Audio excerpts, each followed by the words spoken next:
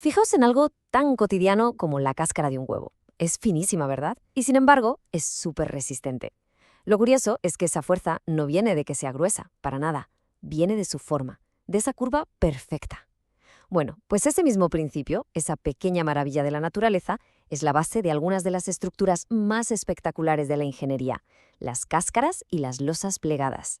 Hoy vamos a meternos de lleno en el capítulo 19 de la norma para desgranar todos sus secretos. Y claro, aquí viene la pregunta del millón, la que todo el mundo se hace al ver, no sé, la cúpula del Panteón en Roma, que lleva ahí milenios, o esas cubiertas plegadas de los aeropuertos modernos. ¿Cómo es posible? ¿Cómo algo que parece tan delicado, tan fino, puede aguantar tantísimo peso? Pues la clave, el truco, está en la geometría, y en unas reglas muy concretas que vamos a desvelar ahora mismo. Vamos al lío. Vale, lo primero es lo primero. Antes de empezar a construir nada, tenemos que hablar el mismo idioma. Y por eso, la primera parte de la norma se dedica a definir los conceptos básicos. Es como aprender las letras antes de intentar escribir, ¿no? Así que vamos a ver las dos piezas fundamentales de este puzzle. Aquí la tenemos, la definición del libro de cáscaras delgadas. Pero ojo, quedaos con esta frase que es la clave de todo. Su fortaleza viene de su forma. Repito, de la forma, no del grosor. No se trata de echar más y más hormigón, sino de colocarlo de manera inteligente en el espacio. Estas estructuras trabajan a través de lo que llamamos esfuerzos de membrana. ¿Suena complicado? Para nada.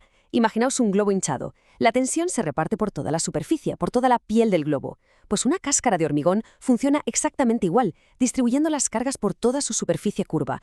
Y el segundo concepto clave son las láminas plegadas. Para entender esto, haced una prueba muy simple. Coged una hoja de papel plana, apenas se sostiene. Ahora dobladla varias veces, como un acordeón. De repente, magia, se vuelve súper rígida. Pues esto es exactamente una lámina plegada, un montón de losas planas, unidas en ángulo, que juntas crean una estructura espacial increíblemente fuerte. Es, por así decirlo, un caso particular de las cáscaras. Muy bien, ya sabemos qué son estas estructuras, pero ahora viene lo bueno, ¿cómo se calculan? ¿Cómo nos aseguramos de que van a aguantar? Entramos en la fase de análisis, que es, digamos, el cerebro de todo el diseño. Aquí es donde hay que decidir qué herramientas matemáticas vamos a usar para predecir cómo se va a comportar la estructura. Y aquí la norma nos da a elegir entre dos grandes caminos. Por un lado está el análisis elástico. Este es el método, digamos, idealista. Supone que el hormigón es un material perfecto, que no se agrieta, que se comporta siempre igual. Es más sencillo, sí. Por otro lado, tenemos el análisis inelástico, que es el método realista.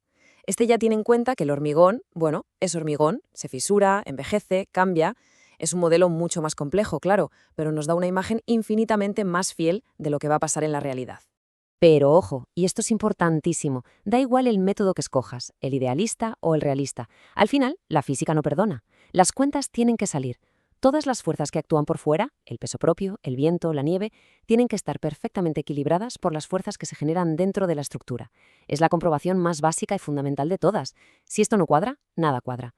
Vale, ya tenemos el análisis. Ahora toca hablar de los ingredientes, los materiales, porque de nada sirve un buen cálculo si luego usamos materiales que no dan la talla. La norma aquí es muy clara y pone unas reglas del juego que son innegociables si queremos que la estructura sea segura y dure en el tiempo. Primera regla, va para el hormigón. Su resistencia a compresión, el famoso F', tiene que ser como mínimo de 21 megapascales, ni uno menos. Esto es, básicamente, para asegurarnos de que partimos de un hormigón con una calidad mínima decente. Es nuestro punto de partida. Segunda regla, esta vez para el acero. Su límite de fluencia, que es ese punto en el que el acero se estira y ya no vuelve a su forma original, no puede pasarse de los 420 megapascales. ¿Y por qué este tope? Pues para garantizar que el acero tenga un comportamiento dúctil, que se deforme de forma controlada, algo que, como veremos, es vital. A ver, y esto es más importante de lo que parece. La tabla nos habla del recubrimiento, que no es otra cosa que la capa de hormigón que protege al acero. Y fijaos qué lógico, si la estructura va a estar a la intemperie, mojándose o en contacto con el suelo, necesita más protección, hasta 5 centímetros. Si está bajo techo, pues necesita menos. Esto no es un detalle técnico sin más, es el seguro de vida de la estructura. Este recubrimiento es lo único que protege al acero de su archienemigo, el óxido.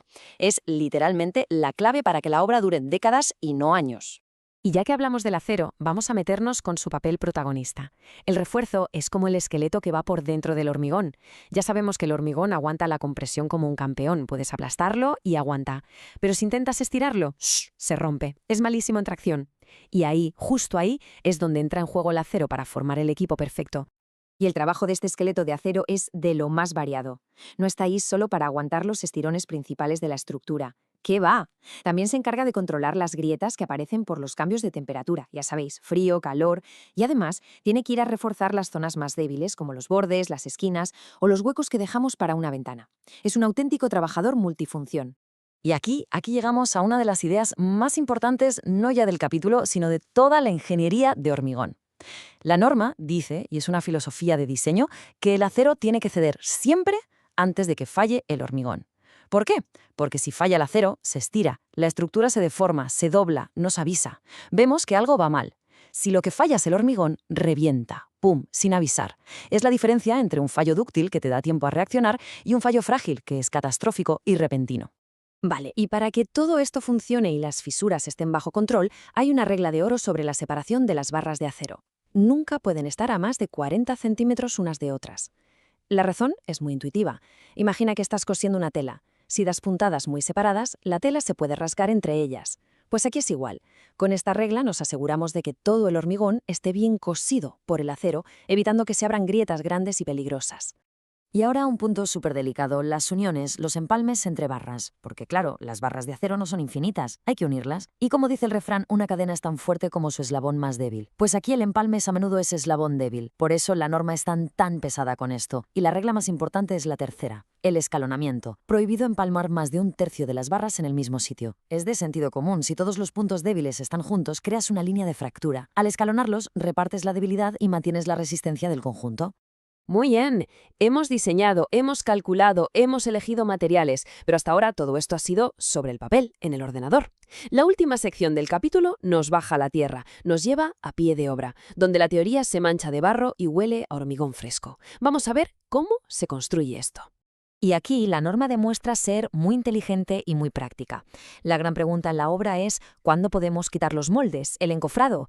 Si te precipitas, la estructura, que todavía está tierna, se puede venir abajo por su propio peso. Pues la norma dice, en lugar de fiarte de una fecha en el calendario, haz una prueba real. Coge una muestra del mismo hormigón que has usado, déjala curar allí, a pie de obra, con la misma temperatura y humedad que la estructura de verdad. Y cuando esa muestra aguante lo que tiene que aguantar, entonces y solo entonces puedes quitar los moldes con seguridad. Y terminamos con una reflexión, que viene de la mano de la última parte de la norma. Se nos exige definir unas tolerancias. O sea, ¿cuánto se puede desviar la construcción real de la forma perfecta del plano? Pero, ¿y si nos desviamos más de la cuenta? ¿Qué pasa si la cúpula no es tan perfecta como en el dibujo? Pues la norma te obliga a analizar qué significa esa imperfección y a actuar. Y creo que esto resume a la perfección el espíritu de toda la normativa. No se trata de crear obras de arte teóricamente perfectas, sino de saber gestionar las imperfecciones inevitables del mundo real para construir, por encima de todo, de forma segura.